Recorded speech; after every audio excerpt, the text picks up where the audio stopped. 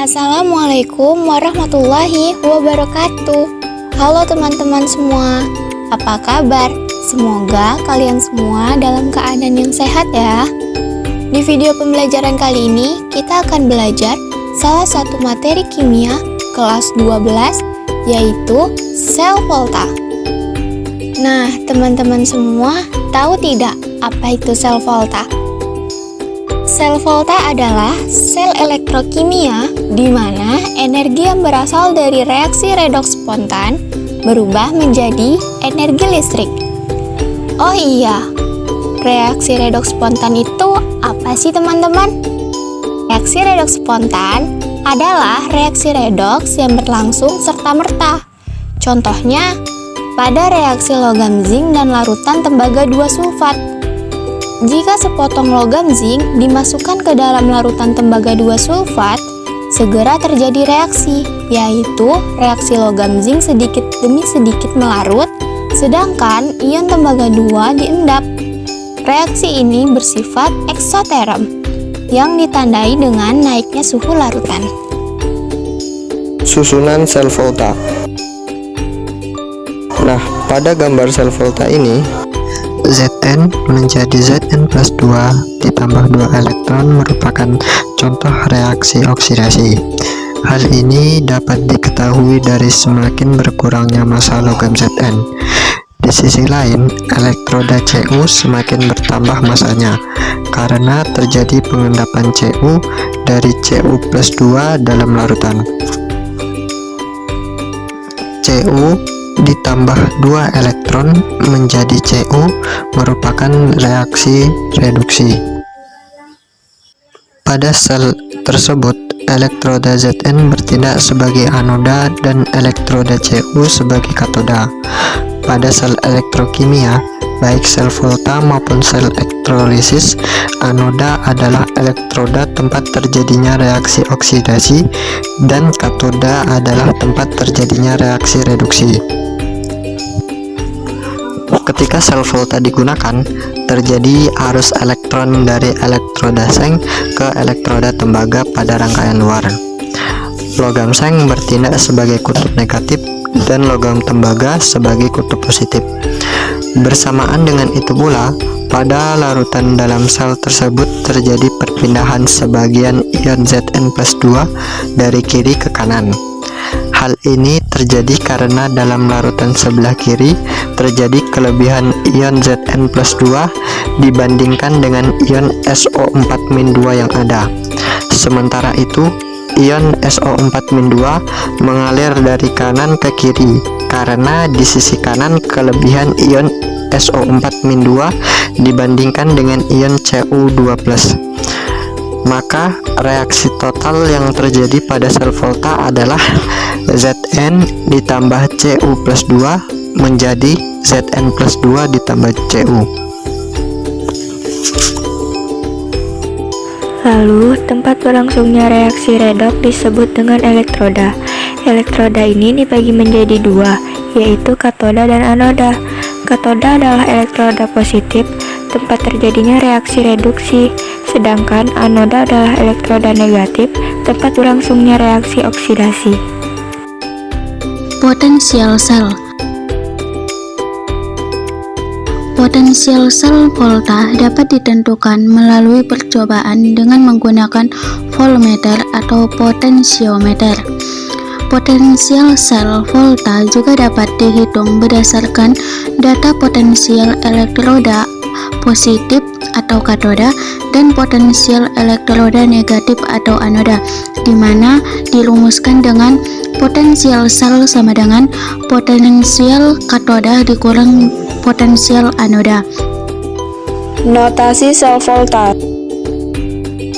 Susunan suatu sel volta dinyatakan dengan suatu notasi singkat yang disebut diagram sel. Untuk contoh, diagram selnya dinyatakan sebagai berikut. Anode atau anoda biasanya digambarkan di sebelah kiri, sedangkan katoda di sebelah kanan.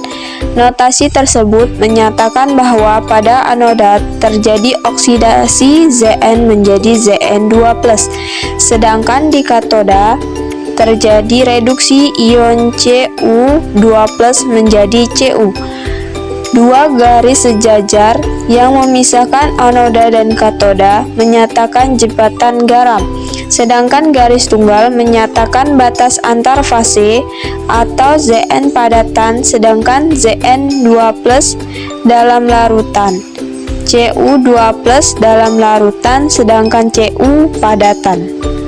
Sebagai contoh soal, di sini ada Zn2+ ditambah 2 elektron menjadi Zn dengan NO sel min 0,76 volt dan Cu2+ ditambah 2 elektron menjadi Cu dengan NO sel plus 0,34 volt.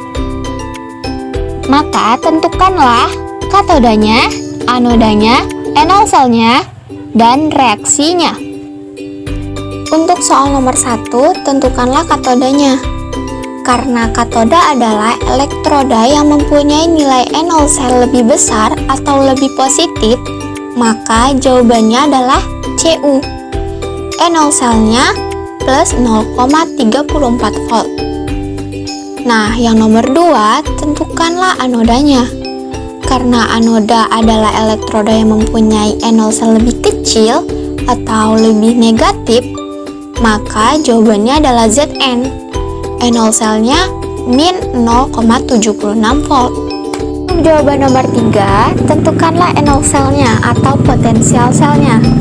Nah, potensial sel volta dapat dihitung berdasarkan data potensial elektroda positif atau katoda dan potensial elektroda negatif atau anoda. Maka NO sel sama dengan NO sel katoda dikurang NO sel anoda. Jadi plus 0,34 volt dikurang min 0,76 volt dan hasilnya plus 1,1 volt. Untuk menjawab soal nomor 4, bagaimana reaksinya? Nah, ini bisa teman-teman catat ya. Ada trik asiknya. Jika NO sel katoda, dia posisinya tetap teman-teman. Tetapi jika NO sel anoda, posisinya dibalik seperti di layar ini teman-teman. Penerapan sel volta.